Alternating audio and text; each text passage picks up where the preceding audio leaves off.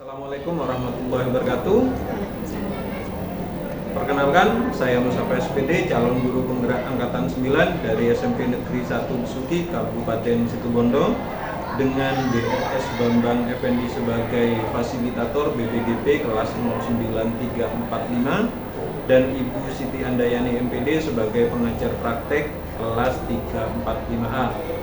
Hari ini saya akan melakukan praktek pra-observasi sebelum pembelajaran di kelas dengan teman saya, Ibu Puspita Ningrum. Kebetulan Ibu Pita ini mengajar matematika di kelas 7. Selamat pagi Bu Pita. Selamat pagi Pak. Gimana kabarnya hari ini Bu?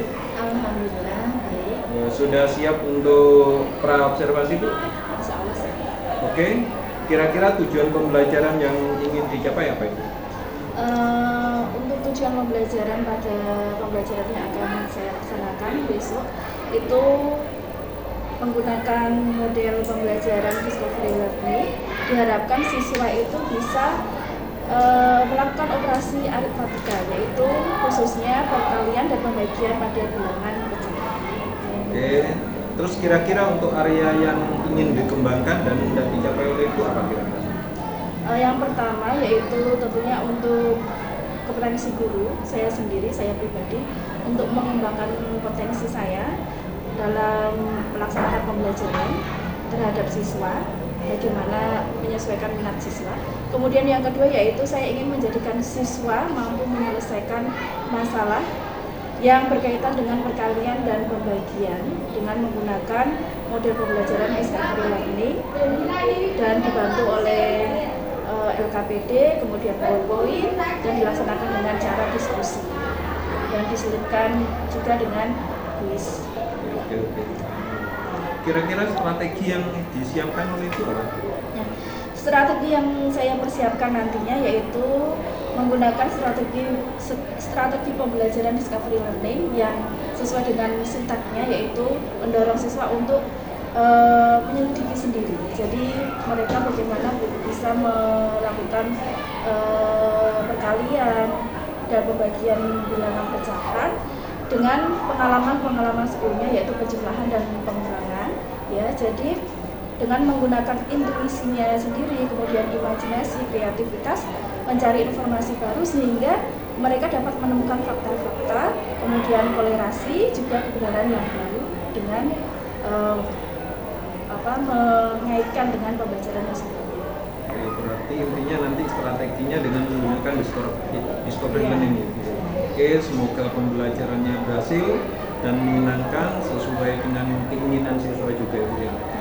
Oke, percakapan kita sampai di sini dulu. Kita langsung ketemunya kan besok ya Bu ya di kelas ya. Oke.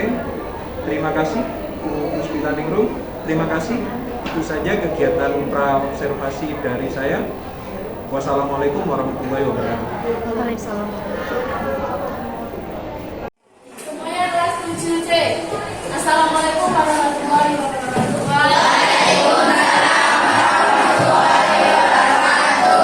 Sebelum kita mulai pembelajaran pada hari ini, sebelumnya kita berdoa terlebih dahulu, dipimpin oleh putra kelasnya. Kita masuk. Yang tadi dan waktunya saja.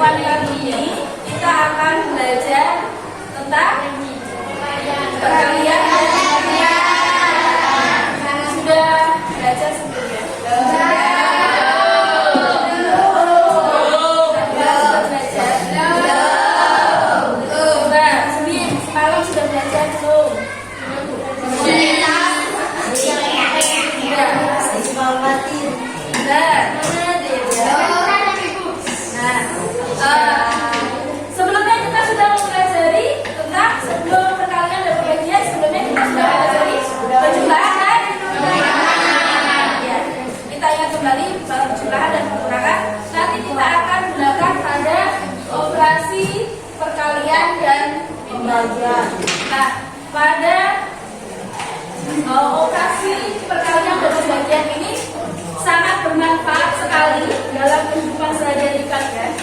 Ya, terkait dengan pecahan kemarin sudah disampaikan. Kira-kira apa manfaatnya kalau kita mempelajari tentang pecahan ini? Manfaatnya apa? Misal, kalau kalian membuat kue pasti itu takaran ada 1/4 atau setengah kilo digunakan untuk membuat kue. Setengah kilo apa bulan, kemudian tepungnya berapa bagian, dan itu bisa diaplikasikan dalam kehidupan sehari-hari. Coba mohon perhatiannya yang belakang ya, jangan bicara.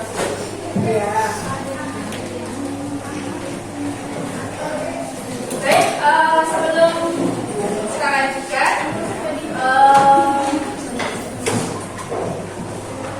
pada pembelajaran kali ini nanti kalian dibuat secara kelompok, ya.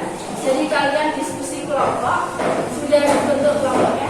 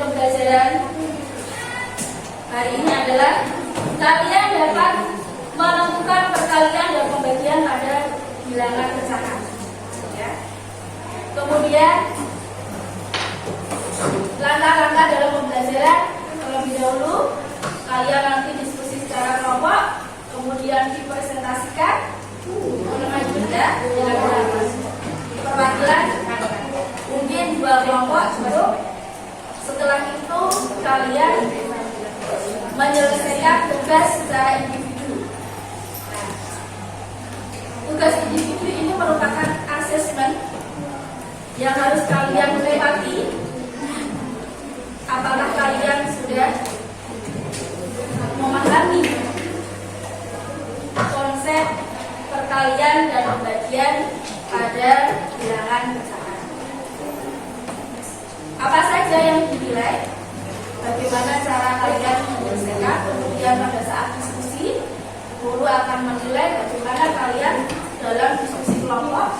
Kemudian pada saat presentasi, bagaimana cara kalian mempresentasikan, ya?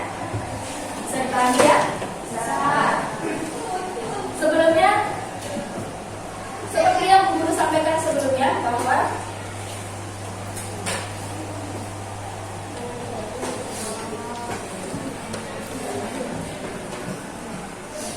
pada pembelajaran ini kita akan mengenal 3 tahap pembelajaran, yaitu pembelajaran tahap enaktif, yaitu dengan benda-benda konkret.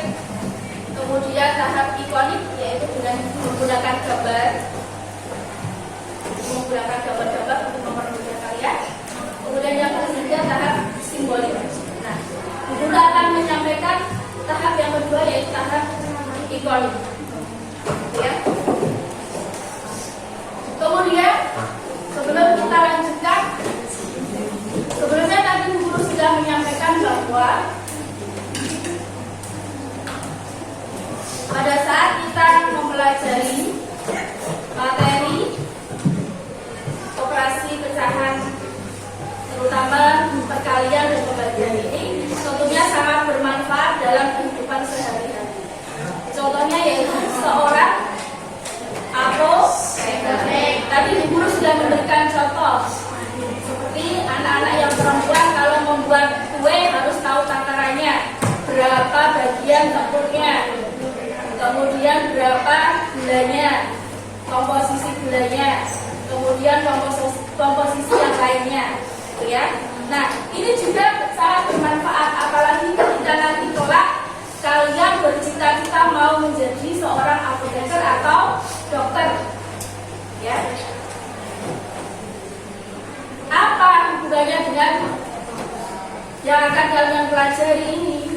Kira-kira apa hubungannya dengan apoteker atau dokter? Seorang apoteker itu apa tugasnya?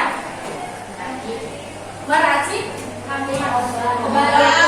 Nah, untuk meracik suatu obat, ya, pasti ada takarannya. Berapa bagian obat yang harus diminum? Berapa komponen-komponennya? Seperti tadi seseorang yang ingin membuat kue, sama. Apoteker atau dokter juga harus tahu itu. Makanya apa yang kalian pelajari hari ini itu tentunya sangat bermanfaat untuk ke depan kalian, gitu ya. Nah, contohnya coba diperhatikan. Untuk meracik suatu ramuan obat, seorang apoteker menuang 1/2 liter cairan X setiap 1 jam selama 5 jam. Berapa liter kandungan cairan X dalam ramuan obat tersebut? Kira-kira bagaimana menyelesaikannya?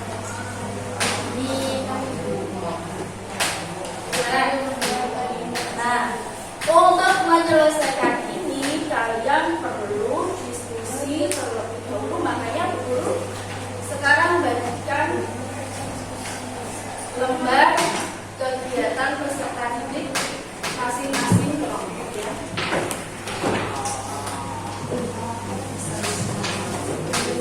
Sambil kalian memperhatikan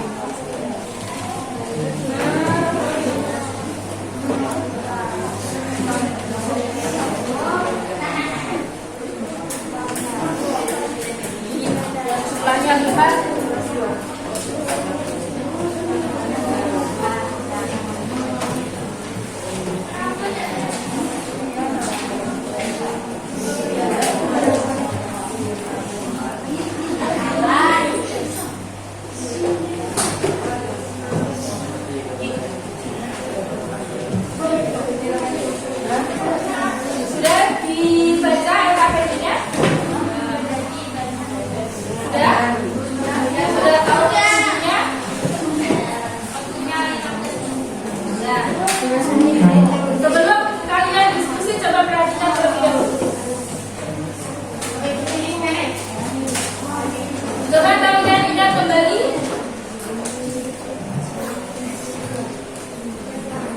Di sini ada persegi panjang yang sudah dibagi menjadi 4 bagian.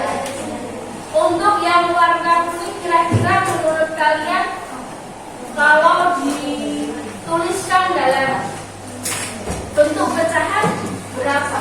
Ada berapa? Ya. Kemudian 2 Kasih ingat ya.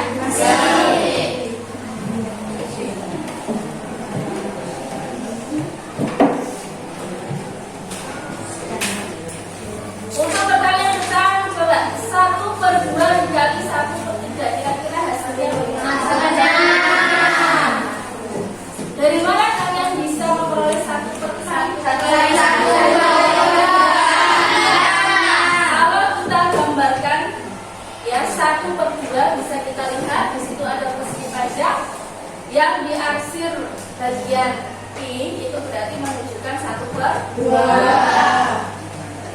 Kemudian 1/3 bisa dilihat menunjukkan warna hijau. Kenapa kok 1/3? Karena satu bagian ini dibagi menjadi 3. Itu ya. 1/2 kali 1/3. Nah, kita hubungkan antara gambar yang satu dengan gambar yang menghasilkan berapakah itu? Yang berwarna coklat itu 1/6.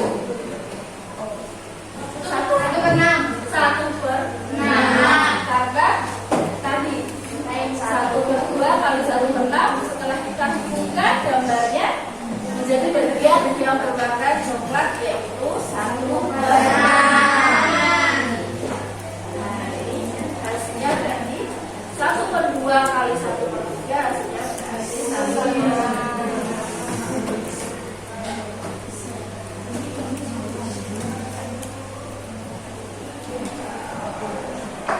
Selanjutnya 1/2 kali 2/3. Lihat gambar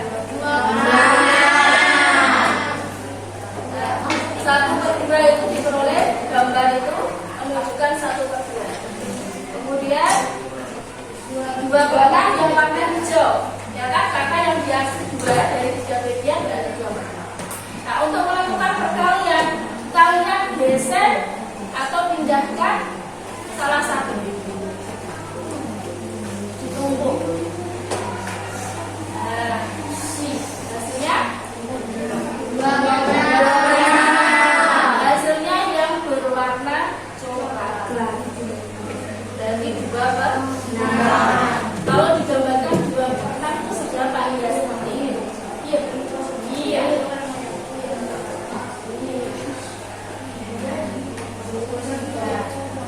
Kalau digeser 2/6. Jadi 1/2 dikalikan 2/3 sama dengan 2/6.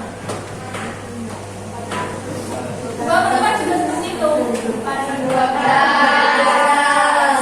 4/12. Nah, ini yang bagian coklatnya. Yang berarti 4/12 diperoleh dari mana? Ada 4 bagian. Ini dari keseluruhan adalah 12 bagian. Dari 4/12. Gitu ya. Nah, dari yang telah disampaikan sebelumnya tadi berarti didapatkan fakta bahwa 1/2 kali 1/3 itu sama dengan 1/6. Kemudian 1/2 kali 2/3 sama dengan 2/6. Gimana? Kenapa kamu peroleh 2/6? 1 kali 2. Kemudian 2 kali 3. 4/14.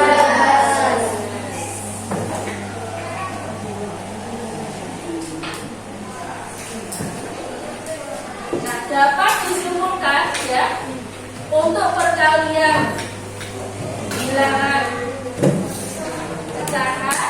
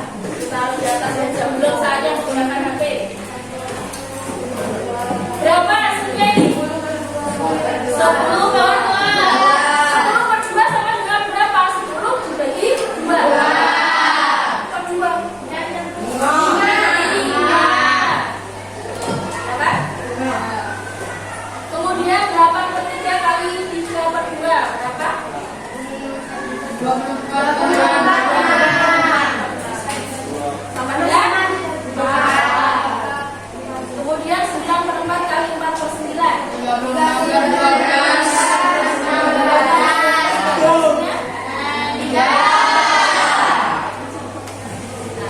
saatnya kalian mengamati menanya apa arti dari pembagian. Apa artinya 8 dibagi 2?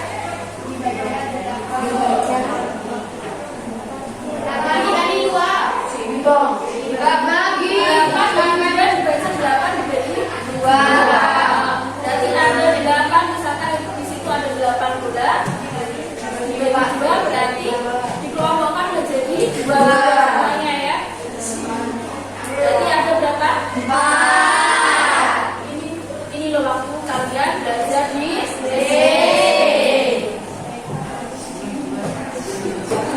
Kalau tidak bisa ya nah, 8 dibagi 2 dapat diartikan sebagai berikut juga. Berarti 8 diambil 2, ya kan?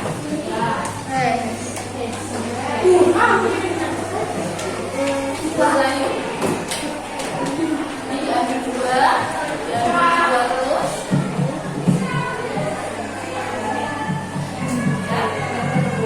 Ya, diambil lagi sampai habis. Masing-masing gelas kecil itu isi berapa bola?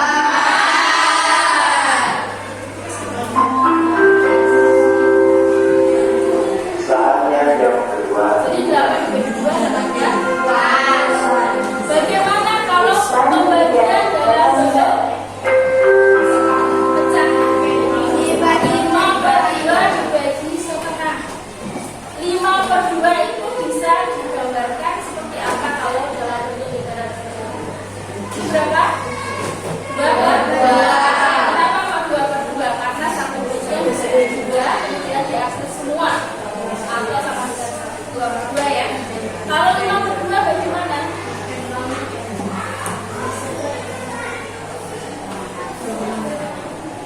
Ini berapa? 4/2 ya. Kalau 5/2 berarti tinggal tambah 1. Ya 5 bagian. Itu 1, 2, 3, 4, 5. Jadi 5/2. 5/2 dibagi setengah berapa? Artinya berarti 5/2 ada setengah bagian ya.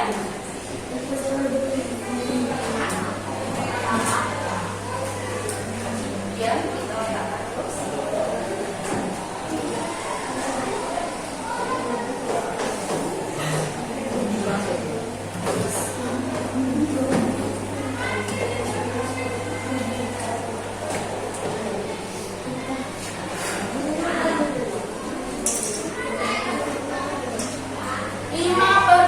Dibagi setengah. Ternyata ada 5 bagian. Kalau diubah dalam bentuk perkalian berarti 5/2 dikali 2/1 sama dengan 5. Nah, ternyata dalam pembagian itu sama halnya dengan perkalian yang belakangnya itu dibalik. Bukan ya? Jadi 5/2 dibagi setengah itu sama artinya 5/2 baginya berubah menjadi kali. Kemudian setengah atau 1/2 berubah menjadi 1/1. Nah, dapat disimpulkan apabila A per D dibagi C per D sama dengan A per D kali D per C.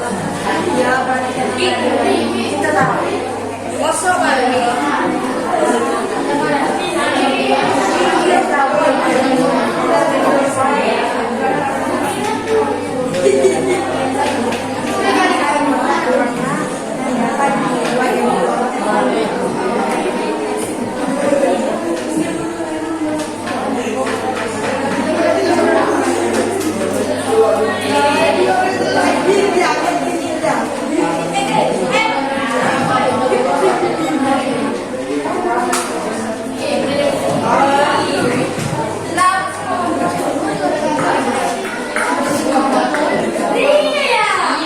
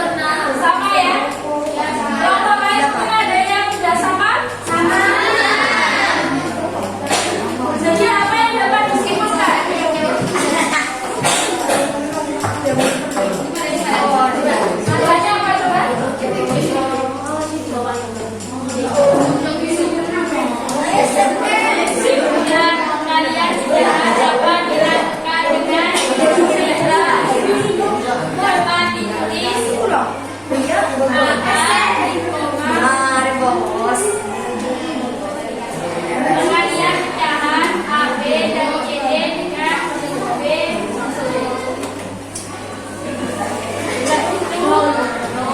AB dikali CD sama dengan AD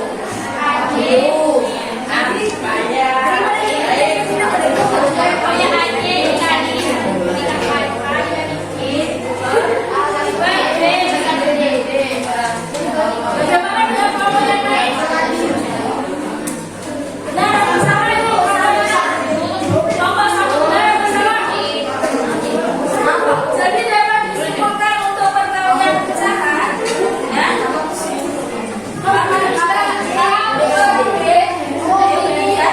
Dikalikan C per G maka hasilnya adalah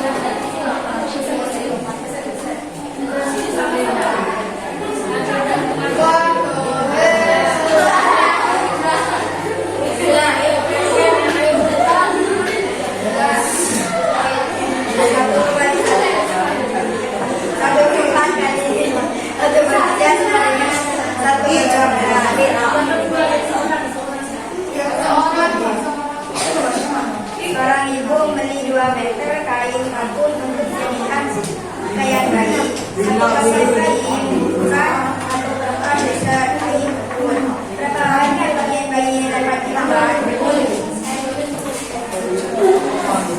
Penyelesaian diketahui kain kafun yang kemudian 2 meter dan satu pakaian bayi dibutuhkan 1/4 kain kafun. Berarti banyak pakaian bayi yang dapat dibuat adalah 2 bagi 1/4 sama dengan 2 bagi 1/4 sama dengan 2/1 bagi 1/4 sama dengan 2/1 kali 4/1 sama dengan 8/1.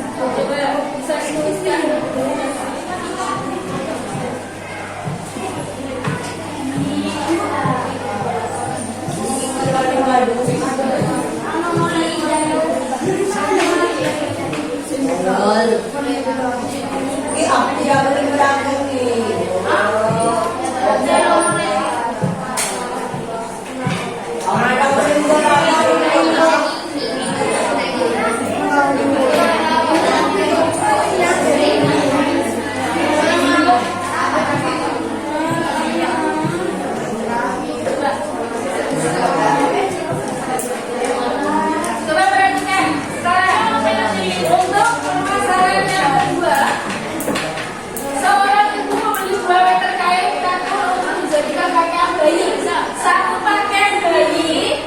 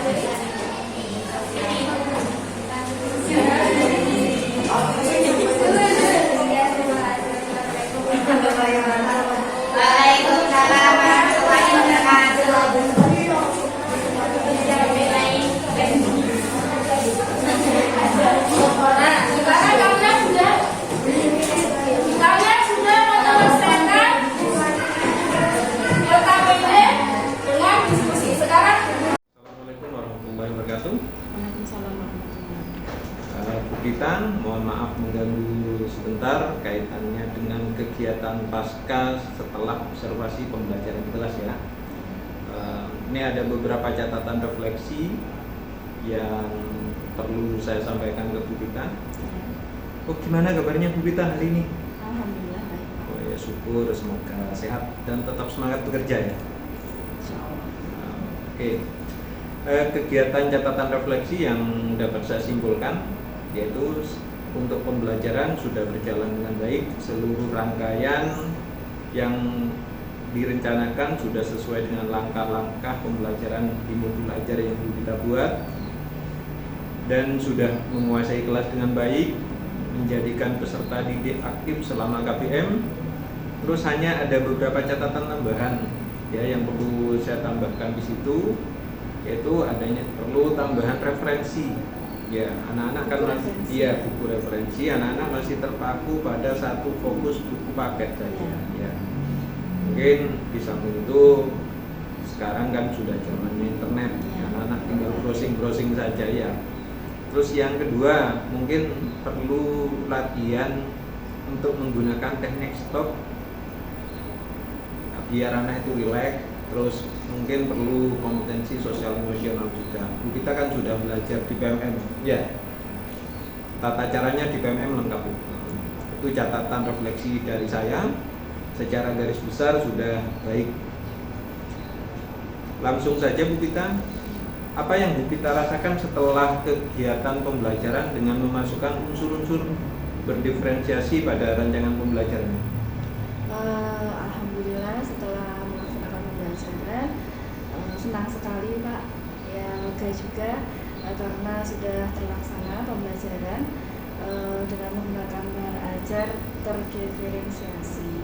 Karena sebelumnya saya mengajar di kelas 8 itu kurikulum 13, jadi belum ada bahan ajar yang terdiferensiasi. Jadi ini merupakan suatu hal yang baru bagi saya dan alhamdulillah dapat terlaksana dengan baik, membuat siswa menjadi lebih aktif dan kreatif.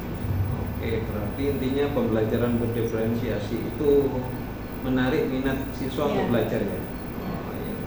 Mungkin ada hambatan atau kendala selama proses pembelajaran?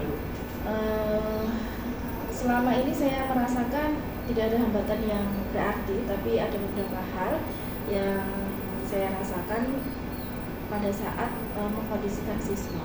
Adalah siswa yang saya hadapi itu kan beragam. Jadi pada saat diskusi mereka itu ada yang sudah selesai, ada yang belum selesai. Nah, yang sudah selesai ini yang menyebabkan dia itu apa ya? Seperti ini Pak, ramai sendiri, kemudian mungkin melakukan kegiatan yang lain, sementara yang lain masih diskusi. Jadi antara kelompok yang satu dengan kelompok yang lain itu tidak sama dalam menyelesaikan tugas yang saya berikan. Mungkin tambahan dari saya, perlu pembentukan kelompok sesuai dengan gaya belajar. Itu siapa tahu dengan melihat gaya belajar siswa, pembentukan kelompok itu sudah tertata dengan baik dan heterogen juga, tidak pas kumpul laki dengan laki semua seperti itu. Menurut Bu Pita, sudah puas atau berhasil dalam pembelajaran yang Bu Pita laksanakan? Alhamdulillah saya merasa puas, tapi perlu yang namanya belajar itu butuh proses dan saya masih merasa perlu belajar lagi karena hal ini suatu hal yang baru. Jadi yang saya rasakan pada saat pembelajaran itu alhamdulillah bisa ngalir, kemudian bisa membangkitkan keaktifan siswa, kemudian kreativitas siswa dalam presentasi, diskusi dan termasuk menjawab kuis, mereka lebih aktif. Berarti intinya puas, cuma masih perlu belajar, perlu nambah-nambah wawasan juga ya. Karena ini hal yang baru. Oke. Terus ada hal positif yang perlu kita lakukan selama proses pembelajaran? Hal positif yang saya lakukan ya, dengan media pembelajaran anak-anak itu lebih termotivasi dan senang dalam mengikuti pembelajaran. Berarti intinya media ini sangat berpengaruh, berperan penting dalam proses pembelajaran di kelas ya. Oke. Apa yang akan kita tingkatkan untuk pembelajaran selanjutnya? Kira-kira? Yang saya lakukan yaitu tentunya mempersiapkan lebih baik lagi bahan ajar agar lebih menarik, kemudian membuat pembelajaran itu berpihak pada siswa, dan seperti yang tadi Pak Mustafa sampaikan yaitu bahan ajar yang diferensiasi maksud saya Pak. Berarti intinya kebutuhan belajar murid itu harus dikedepankan ya. Mungkin dengan bahan ajar, pembelajaran pola diferensiasi, anak ini tergugah untuk minat belajar ya. Oke, itu saja dari saya. Tindak lanjutnya yaitu mungkin perlu kegiatan yang belum terlaksana bisa dimaksimalkan di pertemuan-pertemuan berikutnya untuk pembelajaran berikutnya, supaya ke depan pembelajaran itu inovatif dan berpihak pada peserta didik seperti itu. Berarti intinya pembelajaran berdiferensiasi itu menarik minat untuk belajar, menarik minat siswa untuk belajar. Itu ditemukan dengan mungkin ada tambahan dengan memberikan angket kepada siswa biar diketahui cara gaya belajarnya, apakah itu kinestetik, auditory ataupun visual seperti itu. Oke, itu saja Bu Pita kegiatan pasca observasi yang sudah kita laksanakan. Mungkin ada tambahan lagi kaitannya dengan rencana pengembangan diri Bu Pita ke depan. Untuk rencana pengembangan diri, yang pertama yaitu terkait dengan kegiatan pendahuluannya Pak. Ya, saya sudah mempersiapkan tujuan yang akan dicapai yaitu meningkatkan kompetensi dalam melakukan apersepsi dan memotivasi belajar siswa agar semangat dari awal pembelajaran. Kemudian menguasai materi yang diajarkan. Pasti harus kan? Iya. Harus mempersiapkan terlebih dahulu Pak. Iya. Kemudian menerapkan strategi pembelajaran yang lebih menarik. Pasti. Ya. Dengan pola diferensiasi. Ya. Kemudian menerapkan pembelajaran berdiferensiasi tadi, yaitu dengan menerapkan memilih konten, kemudian proses serta produk yang sesuai. Mungkin ada tambahan lagi di gaya bahasa ataupun di kegiatan penutup Bu Pita?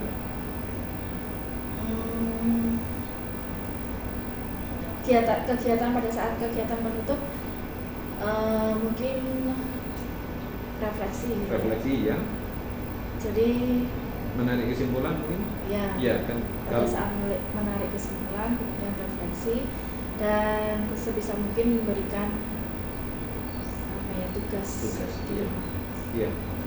Meskipun hanya satu atau dua ya. Karena itu yang